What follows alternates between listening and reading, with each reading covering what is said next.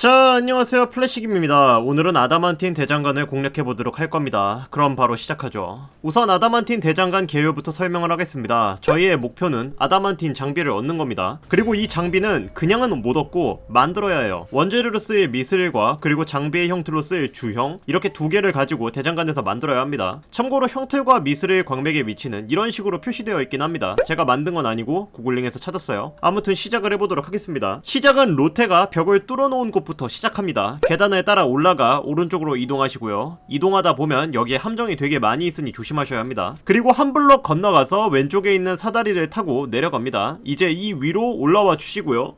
솔직히 구조물 이름을 모르겠네요.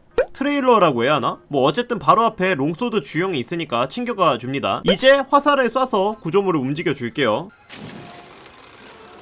건너편으로 점프를 해줍니다. 문을 열고 들어가 주세요.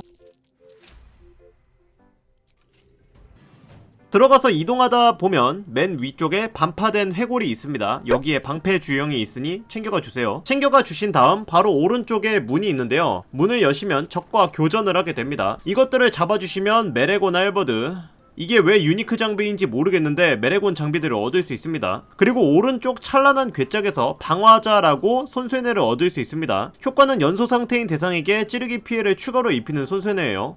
챙겨가 줍시다. 이제 다시 철문을 나와 주시고요. 앞으로 쭉 가주세요. 쭉 이동하다 보면 맨 위에 레버가 두 개 있고 그 옆에 해골이 있는데 여기서 10m 주형을 얻을 수 있습니다. 챙겨가 주세요. 주형을 챙기셨으면 다시 돌아와 줍니다. 도약으로 중앙에 있는 길로 건너와 주시고요. 길을 따라서 앞으로 쭉 나아가 줍니다. 가다 보면 이런 식으로 높은 고지대로 오게 되는데요. 원거리 기술을 이용해 왼쪽 옆에 있는 레버를 때려줍니다. 그러면 이렇게 위로 올라오죠. 이제 그 다음 옆쪽에 있는 레버를 눌러주세요. 그러면 이 트레일러 같은 게 앞으로 움직이게 됩니다. 건너오셨으면 도약으로 건너뛰기 해줍니다. 내려오시면 바로 메이스 주형을 얻을 수 있고요. 옆에는 웨이포인트가 있으니 찍어주시면 됩니다. 바로 앞에 있는 시체에서 다크 저스티시어에 가면 위협 플러스 1점이 있는 투구를 얻을 수 있으니 챙겨가 주세요. 이제 웨이포인트 기준으로 옆쪽에 보시면 주형이 하나 더 있는데요. 스플린터 주형입니다.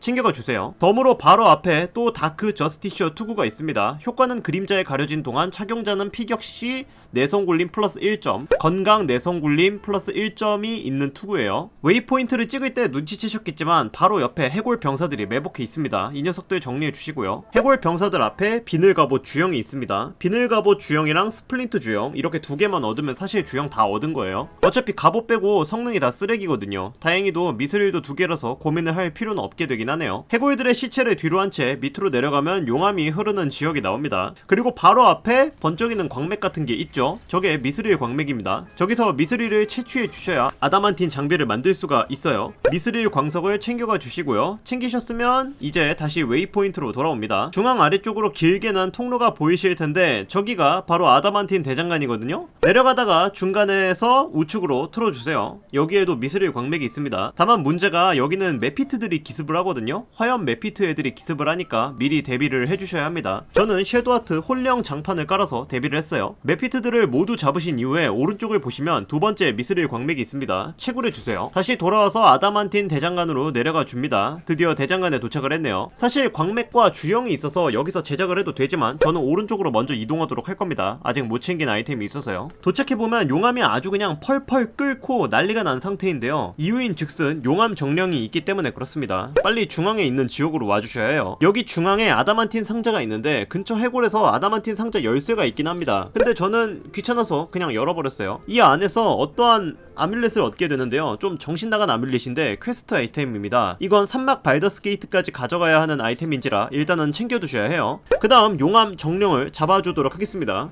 용암 정령은 용암에 있으면 체력을 100% 회복합니다. 그래서 싸늘한 손길이나 아니면 체력 회복을 막아주는 수단을 이용해서 견제를 해가며 싸우셔야 합니다. 저는 싸늘한 손길 덕분에 편하게 잡았네요. 근처에 있는 해골들에게서는 그다지 좋은 아이템은 안 주기 때문에 저는 그냥 빠르게 넘어가도록 하겠습니다. 참고로 아다만틴 성자 열쇠는 여기에 있었습니다. 이제 다시 대장간으로 갑시다. 대장간을 작동시키는 방법은 간단합니다. 먼저 중앙에 솥단지 같은 구조물을 클릭하셔서 여기에 미스릴 광맥을 넣어주시고요. 그 다음 주형 틀에 알맞는 주형을 넣어주시면 됩니다. 말씀드렸다시피 추천드리는 건 비늘갑옷, 스플린트 이렇게 두 개입니다. 그 다음 한시 방향에 있는 레버를 당기면 망치가 내려치기 올라가시게 되고 플랫폼이 아래로 내려갑니다. 이제 용암을 여기에 흘려보내서 아이템을 만드셔야 하는데 그 전에 동료들을 5시, 7시 방향에 흩어져서 배치시키도록 해주세요. 왜냐면 여기 앞에 있는 이 밸브를 작동시키면 용암이 흘러나오면서 불청객까지 등장하거든요.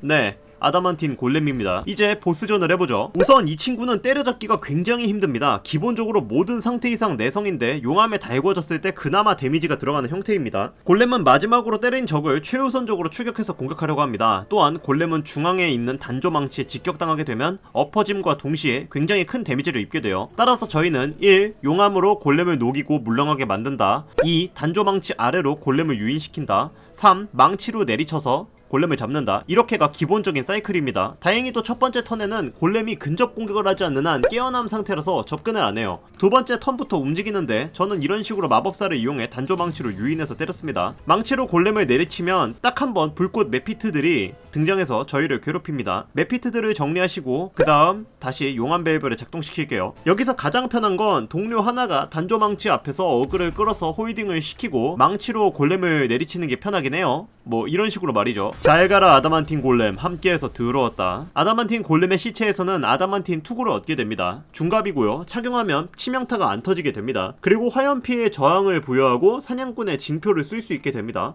엄청 좋죠? 그 고생하면서 얻은 보람이 있어요. 그리고 망치질하면서 얻은 장비를 봅시다. 아다만틴 비늘 갑옷, 평갑이고요. 받는 모든 피해가 1 감소합니다. 자신에게 근접 공격이 적중하면 공격자는 2턴 동안 비틀거림 효과를 얻고요. 이 갑옷 역시 치명타의 면역입니다. 저는 이거 섀도우하트한테 입혀주고 있어요. 하지만 광석이 하나 더 남아있죠?